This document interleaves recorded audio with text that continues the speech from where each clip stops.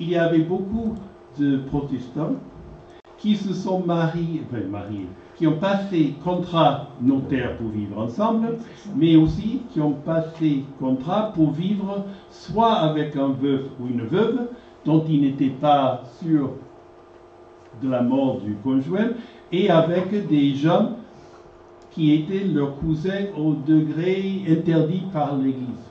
Donc il y avait une liste, de plusieurs pages de tous ces gens qui sont hors la loi. Alors, ce qui est intéressant, c'est que malgré, c'est l'évêque qui écrit à l'intendant de Montauban, c'est-à-dire écrit à l'autorité royale le plus important de sa province. Mais rien ne semble se passer sur le moment. Il n'y a j'ai trouvé aucune référence à une répression à ce moment-là. Mais, peu de temps après, je reviendrai, pour que vous envisagiez un petit peu où nous sommes. Donc ici, c'est le Haut-Languedoc, le Quercy vers là, vers Montauban. Le pays de Foix, le mas d'asile, c'est vers ici. Et donc ici, nous sommes dans cette zone-là, où sociologiquement, religieusement, il y a une longue tradition de présence protestante. Ici, vous voyez des poèmes qui indiquent des assemblées illégales, donc des réunions publiques, des réunions clandestines, mais dans l'espace public de protestants, dans toute une série d'endroits, à la fois autour de Castres et ici, dans ce qu'on pourrait appeler généralement le pays de Foix. C'est tiré d'un livre que Patrick connaît très bien, qui est le Dictionnaire du désert par Pierre Rolland, qui couvre la période 1715-1765 et qui est une mine d'informations que j'ai beaucoup exploitée pour mon travail. Alors ici, je ne sais pas, qu'est-ce que vous lisez de loin? Vous lisez quelque chose là? Non. Alors, juste pour dire, les couleurs. Regardez les couleurs.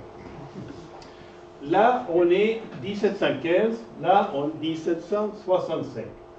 Couleur jaune, ce sont des périodes où il y a ce que Pierre Rolland appelle la répression ordinaire. C'est-à-dire, ce n'est pas une répression constante, comme ça pourrait avoir lieu à certains moments, mais c'est une arrestation, une condamnation de temps en temps, quand les autorités trouvent quelqu'un et en fait un exemple.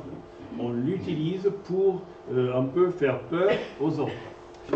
Quand on a des zones plutôt orangées et vert, évidemment, plus c'est orangé, plus la période répressive est forte.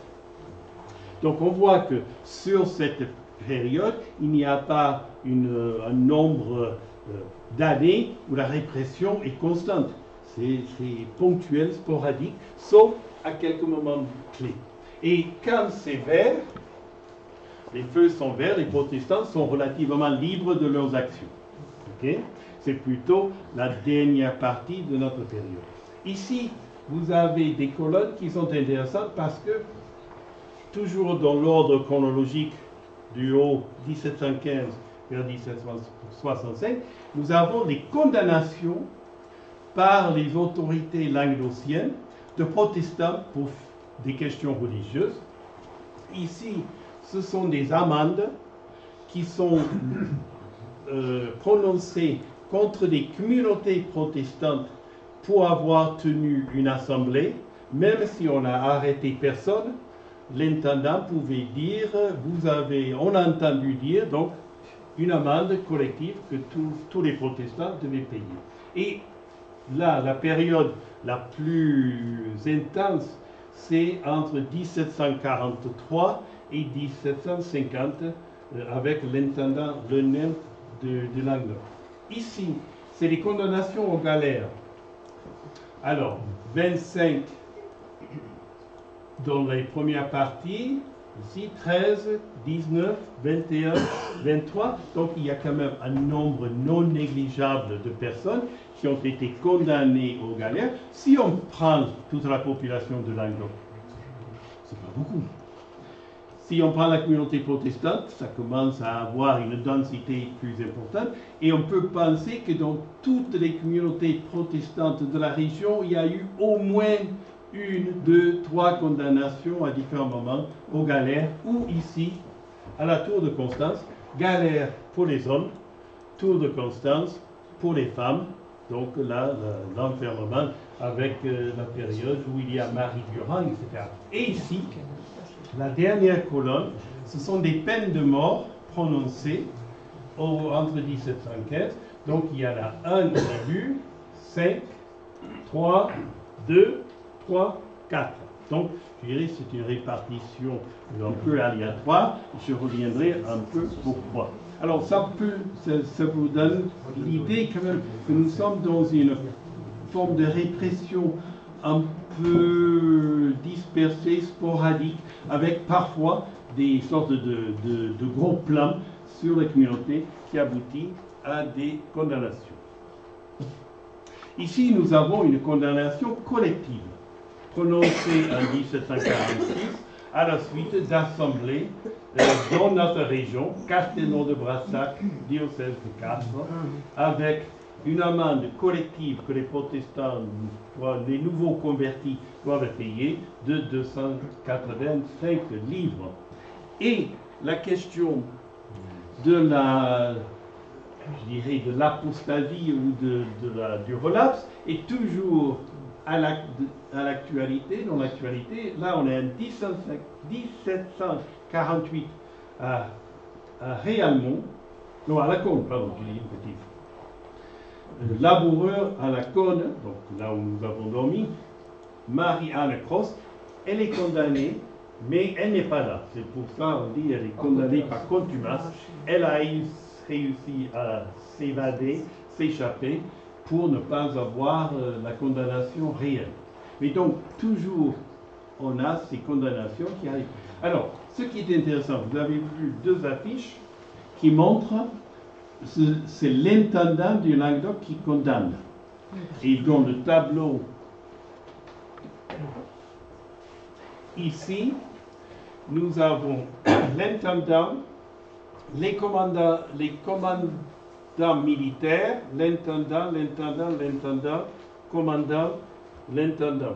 En fait, le roi a attribué, depuis la fin du XVIIe siècle, le roi a attribué à la fin du XVIIe siècle aux commandants militaires de la province, ou en leur absence, et ils sont souvent absents, aux intendants, le soin de juger les protestants.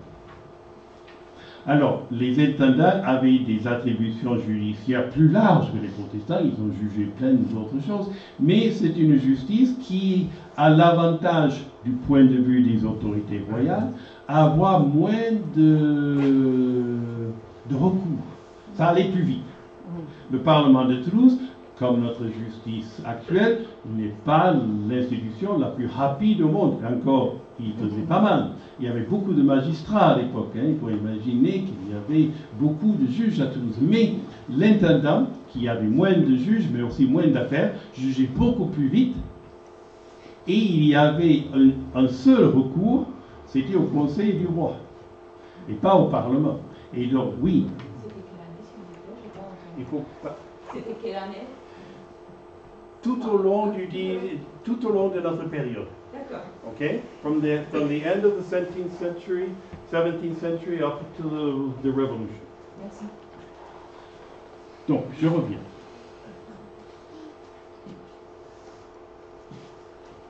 Alors, revenons au mariage.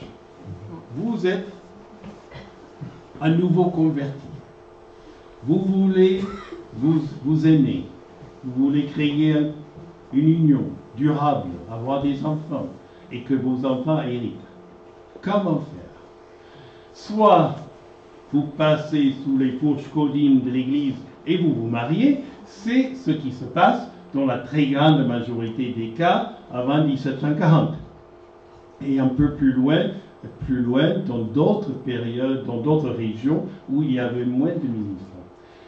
On peut faire comme à Omas Davil, se marier, entre guillemets, avoir un pacte civil grâce à un contrat notarié qui est signé en général en présence des deux membres des deux parties de la famille de l'homme, la famille de la femme.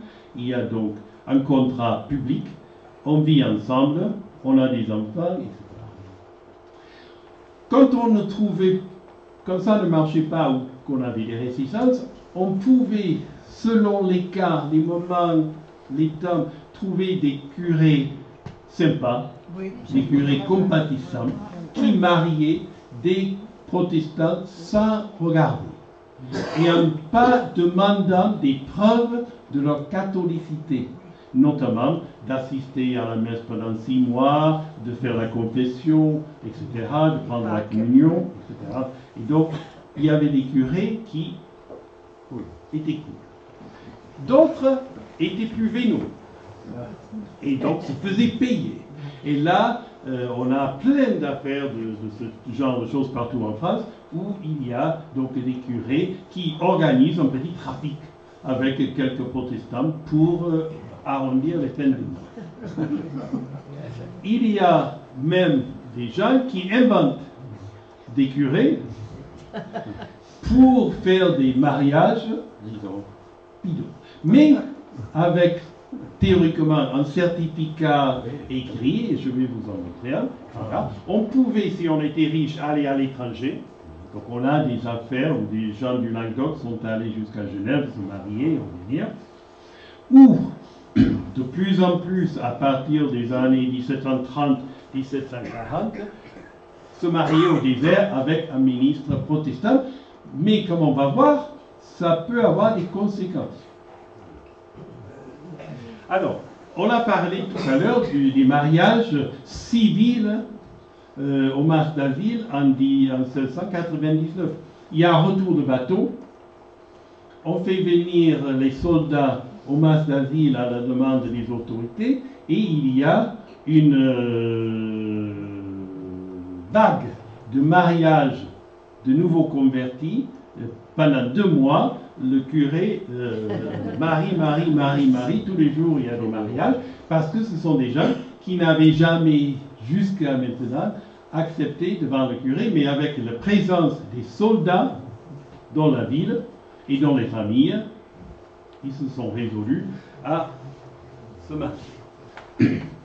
Ici, à Mazères, qui n'est pas très loin, c'est le sud de la Haute-Garonne, limite Haute-Garonne et Ariège, c'est un curé qui accepte, qui n'a pas d'exigence, qui ne demande rien de spirituel à ces gens. Alors, il faut savoir que juste avant ce curé-là, il y avait un autre curé qui était beaucoup plus dur. Et les nouveaux convertis ne voulaient pas aller devant lui parce qu'il exigeait trop de choses. Alors, quand il est parti, ce nouveau curé a eu un succès fou, et donc on a des pages et des pages de mariage à Mazères dans ces années-là. Ici, dans une petite communauté rurale, toujours limite Ariège et Haute-Garonne, c'est un prêtre tout à fait légitime, qui a des agents recruteurs, qui vont dans les communautés protestantes des alentours, dire si vous voulez un bon mariage catholique, venez, ça vous coûterait tant de livres, tant d'argent, mais on vous marie. Et donc on a une procédure qui est faite devant la sénéchaussée de Carcassonne et ensuite qui va au Parlement et qui condamne toute une série de personnes. Voilà la liste. Tous ces gens-là se sont fait marier, là des hommes de Calmont, les autres de Saverdun. Donc on a déjà une quinzaine de couples qui ont payé à ce curé, qui a été condamné mais qui avait disparu. Donc on ne sait pas qu'est-ce qu'il est devenu, que devient un curé qui n'a plus de paroisse. Il y a un magnifique exemple qui vient des Cévennes dans les années 1730, c'est l'abbé Chalbos qui était très gentil avec les protestants. Donc il les mariait, il leur donnait des certificats. Mais un jour, il y a le tirage au sort de la milice et un de ces jeunes mariés amène son certificat devant le militaire qui reconnaît que quand même c'est louche et ce garçon n'était pas de la bonne paroisse, il n'aurait pas dû se faire marier par ce curé. Et donc, petite enquête, et Chalbos se voit sa tête mise à prix et il s'en va à Genève. Et donc, on a un texte de lui où il essaie d'expliquer qu'il avait été si gentil avec les protestants qu'on devrait lui donner une petite pension parce que, évidemment, il ne pouvait plus revenir en France. Alors, donc, c'est un autre curé, toujours dans la même zone Ariège-Haute-Garonne, qui mariait des gens de Revel. Donc, on recrutait pour que les gens viennent se marier avec le certificat. Et le meilleur, pour moi, c'est la plus belle histoire de toutes ces histoires, c'est cette magnifique petite église dans le sud, à Puy-Celcy, à la forêt de la Grévigne. Et là, il y a un curé, qui s'appelle M. Casal. Mais vous imaginez, il n'a pas beaucoup d'activités dans sa paroisse parce que c'est petit. Donc ses revenus ne sont pas très élevés. Et avec son frère, il a l'idée, comment je peux augmenter mon... En plus, il était un peu âgé, donc il allait prendre sa retraite s'il pouvait. Et donc, on va dans les communautés de la région de Montauban, où il y a beaucoup de protestants, qui sont en attente de mariage parce que des protestants, les catholiques, les curés, sont rudes, ne veulent pas les marier, ces nouveaux convertis, sans des preuves. Donc, afflux de gens dans cette petite paroisse, en pleine nuit, ils faisaient des mariages à minuit. C'était très joli, j'imagine.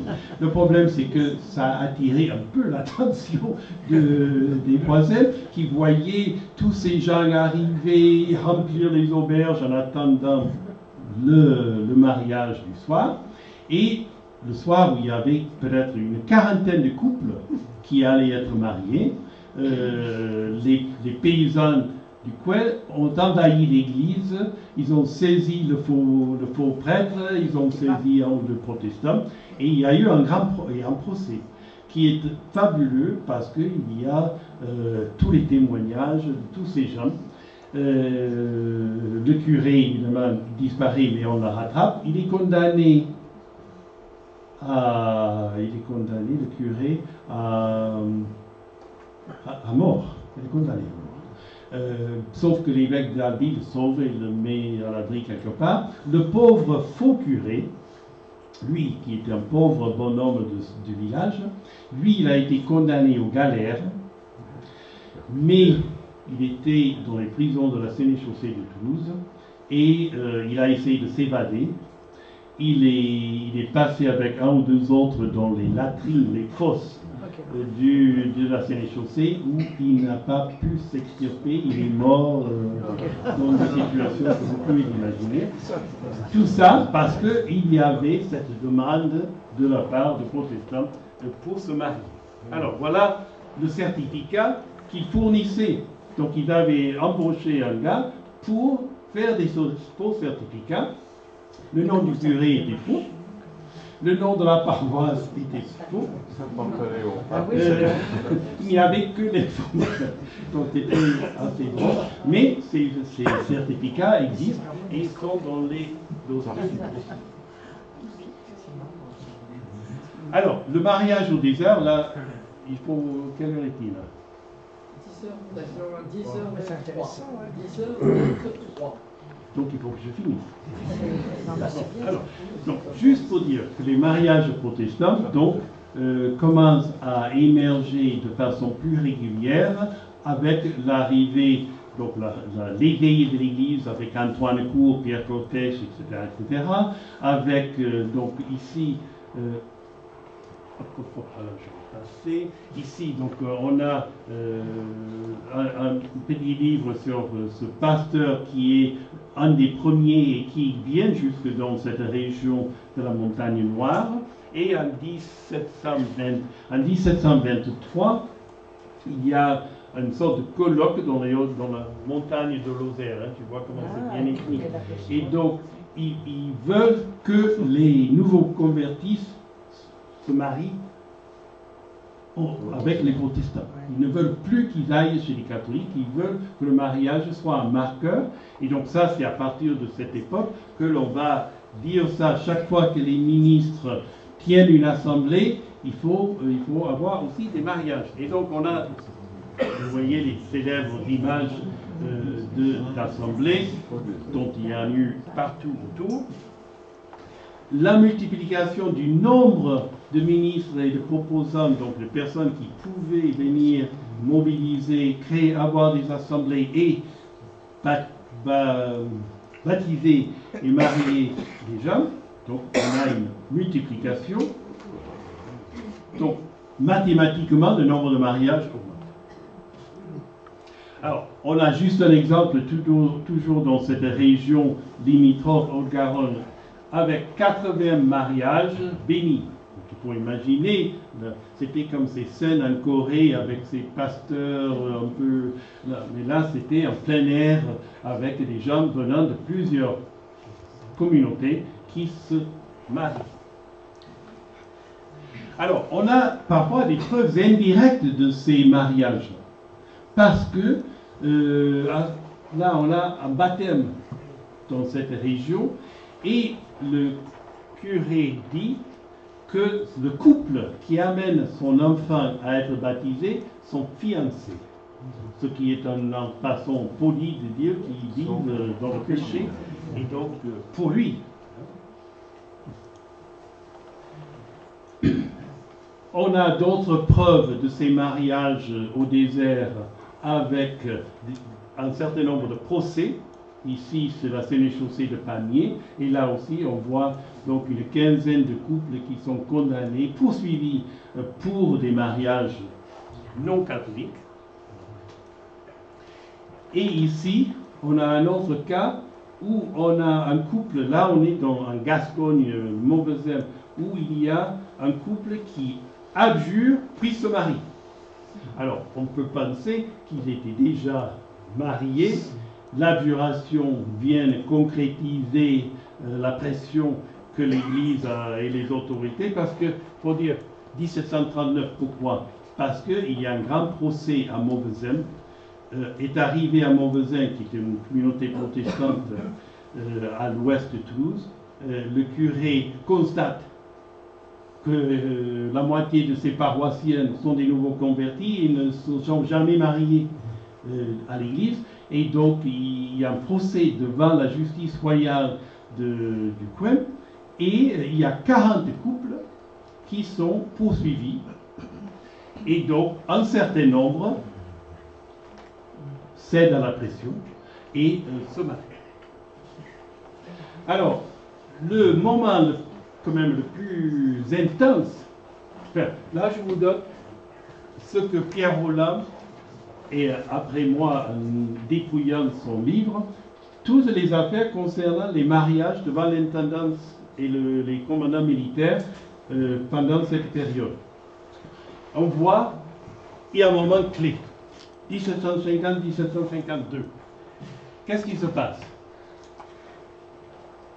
En fait, le roi a ordonné il y a plein d'informations, il faut imaginer les correspondances entre les paroisses, l'intendant, les évêques et ensuite le ministre Saint-Florentin à Paris, qui est chargé des affaires protestantes.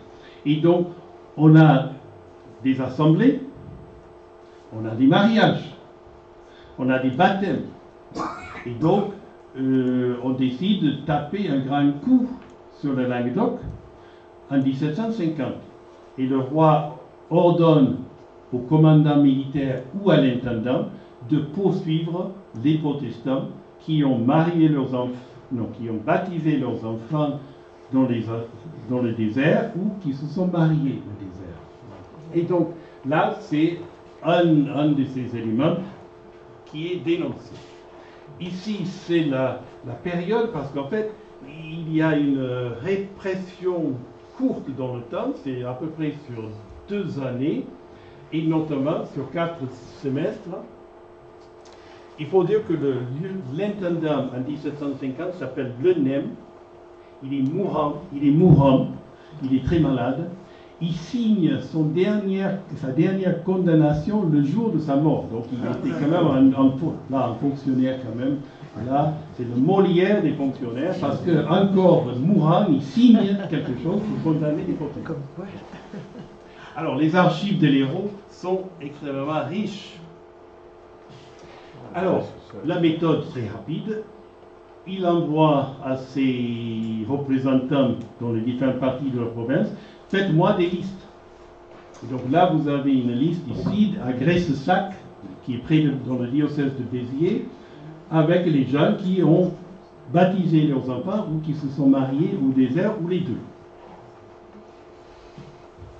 Ici, nous avons un exemple de ces mariages qu'on trouve maintenant en ligne sur les archives. Là, c'est les archives de l'Hérault, où on a l'acte de mariage par le pasteur protestant. Donc, c'est la preuve que ces mariages se font. Et ensuite, vous avez là des listes. Donc, on a.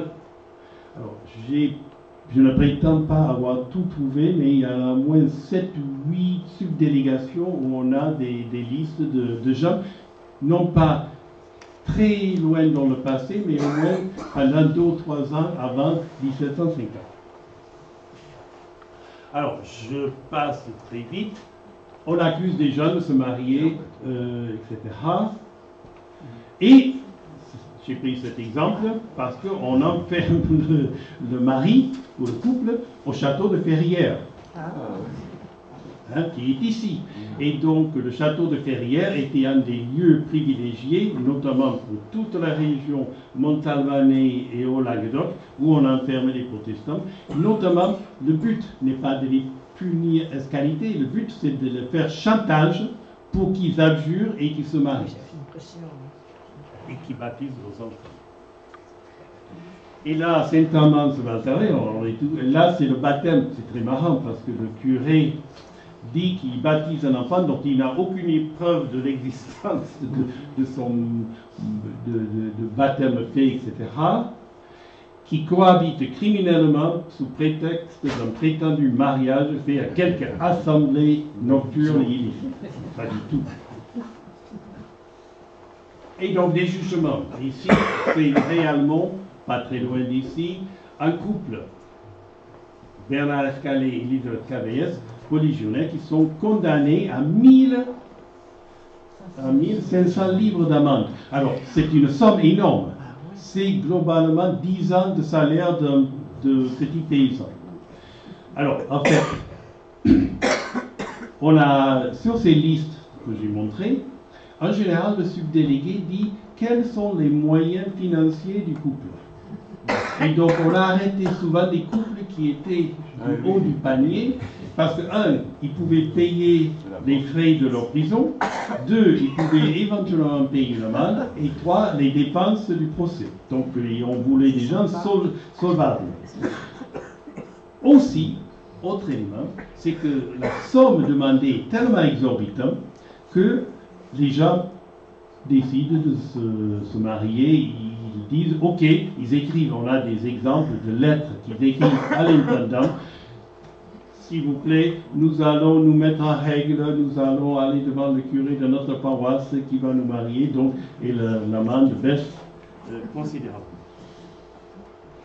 Alors, cette vague s'arrête aussi brusquement que ça a commencé, en partie parce qu'on a assassiné 3 curés autour de Nîmes à l'été 1752, donc il y a un mouvement, et un certain nombre de protestants commencent à envisager un nouvel exode, un nouvel diaspora. Et donc, on ne veut pas de problème, donc on arrête.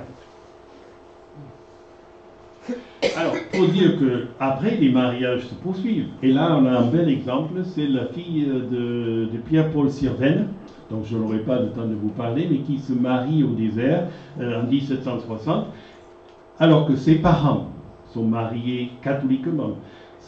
Tous les enfants sont baptisés à l'église catholique, mais là, on passe maintenant à une nouvelle étape, le mariage. Alors, je passe, avec votre permission,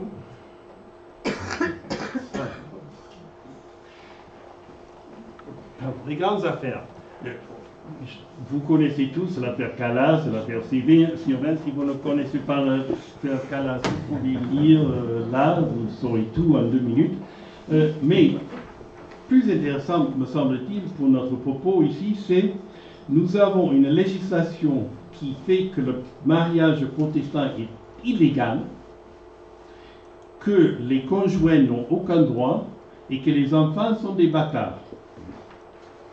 Ok? Donc ça, c'est la législation. Mais on va voir dans la seconde moitié du XVIIIe siècle une jurisprudence émergée dans plusieurs parlements, Paris, Rouen, Dauphiné un peu lentement et Toulouse, où on reconnaît l'idée que ces mariages ne sont pas totalement illégaux, enfin, ils ne sont pas légaux, mais bon, quand même, et devraient avoir des effets importants. Alors, il y a un débat. Alors, je ne vais pas revenir ici sur le débat. Dans les années 1750, il y a plusieurs ouvrages qui sortent. Ici, c'est le Chevalier de Beaumont. Ici, c'est Antoine Court, bien sûr. Et donc, et il y a plusieurs autres auteurs qui vont participer à ce débat. On a plein de sources. Ce qui est très... Là, l'historien, il est content parce qu'on a plein de sources différentes, des archives judiciaires, mais aussi donc des recueils de causes célèbres où les affaires protestantes sont des causes célèbres lues partout. Et donc on a des affaires qui concernent nos campagnes ici qui sont lues par des gens de toute la France. Alors je vais raconter, dites-moi littéralement combien de minutes il me reste. 2 minutes. Combien? 2? Alors. On va passer au second cas. Alors. Premier cas, c'était un mariage où l'épouse devenue veuve se voit contester dans ses droits de veuve. Et le Parlement va accepter que, malgré tout, elle puisse bénéficier du testament de son mari. Ici, ça se passe ici. On est dans le Haut-Languedoc Montagne Noire avec l'affaire de 2 cousins qui s'opposent pour un héritage. Ils sont tous les 2 protestants. Mais l'aîné, qui s'appelle Hugonin de Burlat, est un peu moins protestant que son petit cousin, et surtout plus avide de récupérer l'héritage. Et donc, qu'est-ce qui se passe? Ce Hugonin de Burlat montre à la justice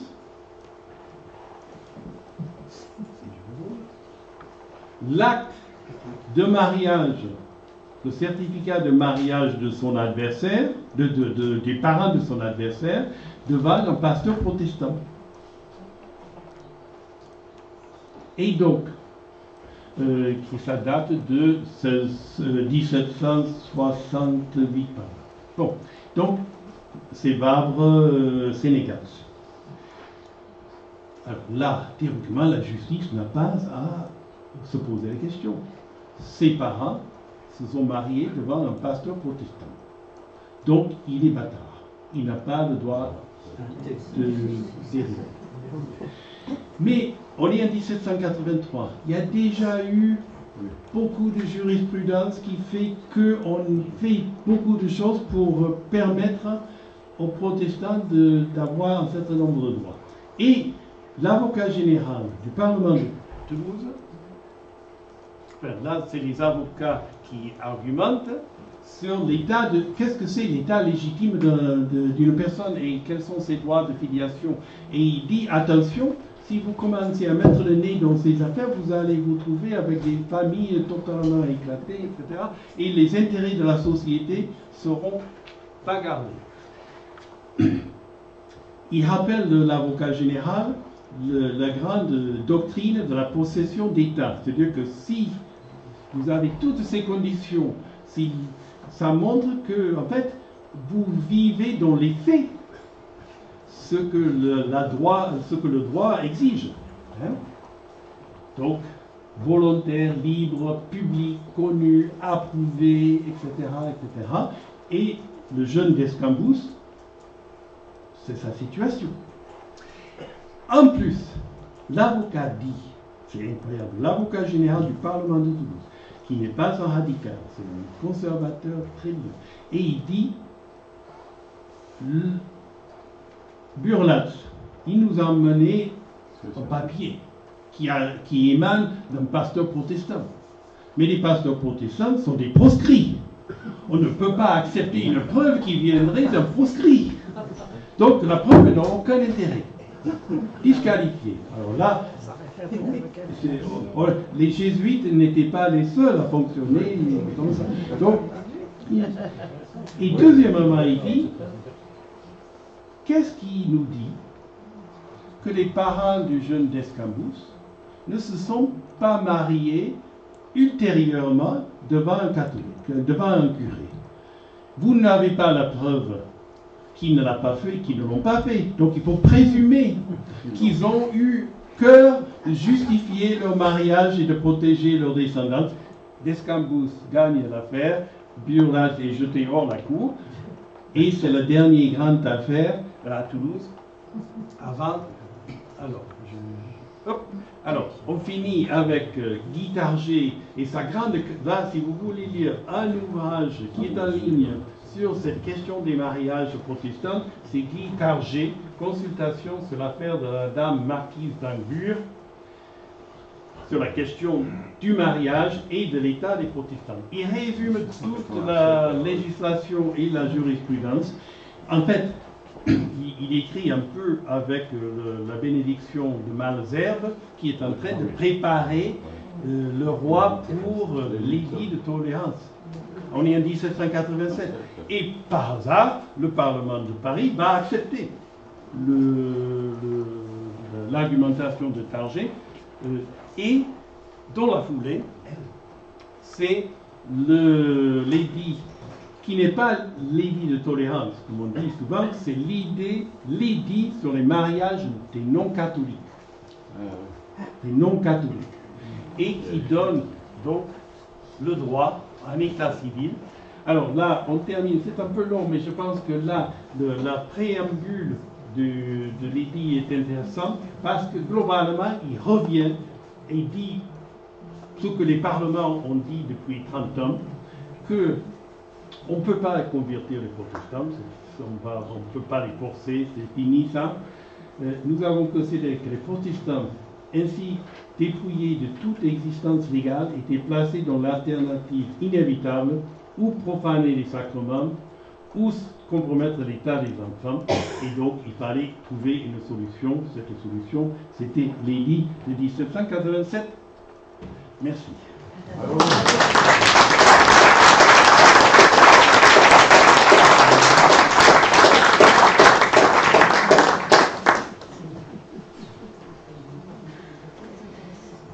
Questions, answers, madame.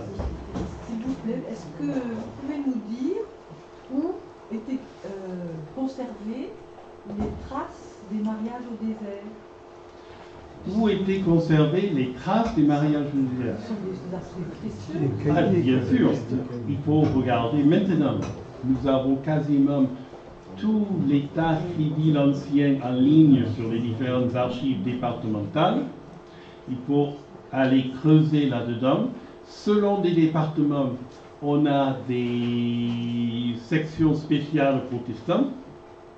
Sinon, il faut regarder paroisse par paroisse et regarder ce que sont les commentaires pour dire à quel moment. Alors, globalement, dans notre région, le Languedoc,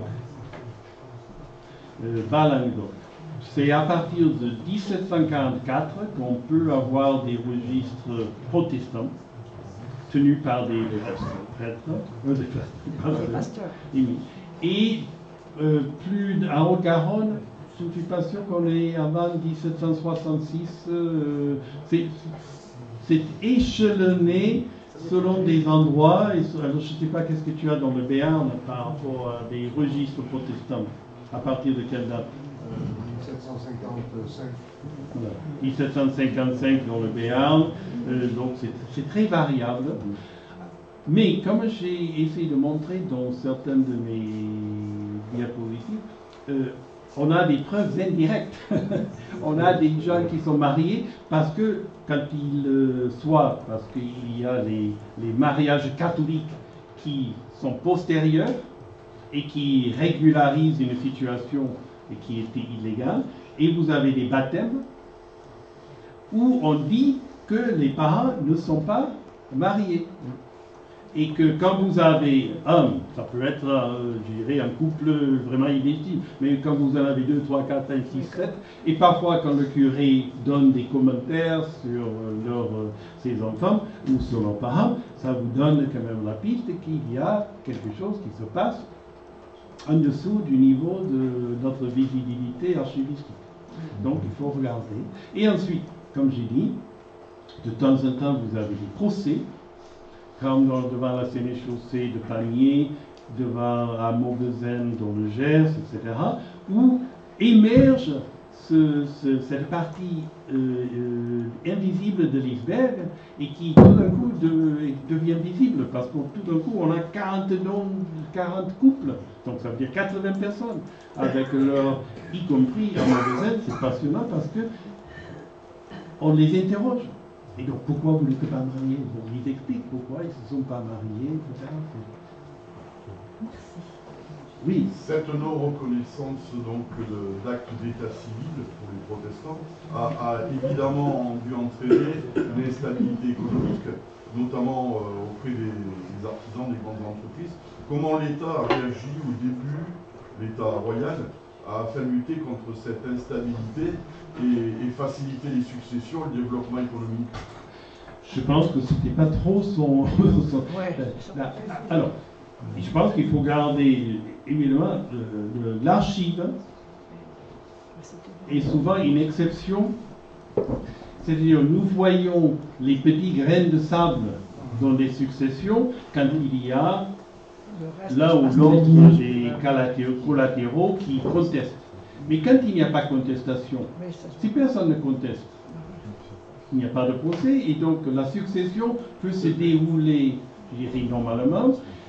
Alors, je pense que... Et la grande bourgeoisie, celle qui a de l'argent, celle qui a des intérêts économiques, se marie devant l'Église. Très tardivement.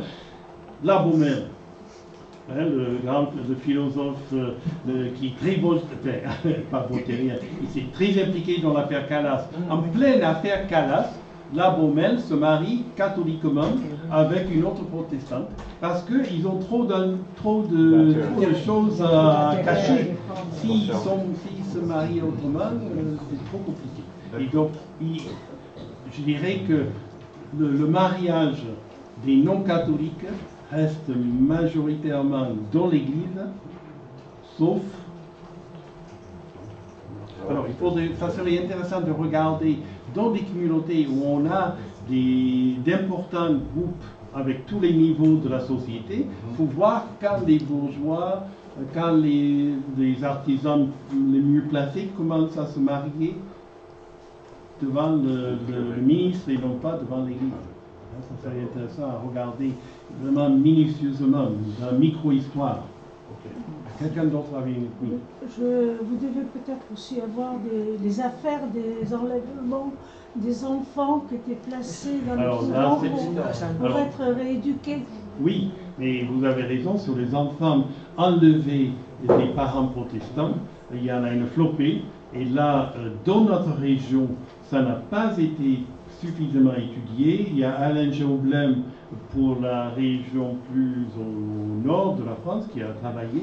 Mais là, ici, il y a énormément. Castres est un centre de réception de ces filles chez les dames noires, etc. Il y a d'ailleurs la petite Sylvaine a été là, mais pas enlevée, elle s'est donnée gratuitement.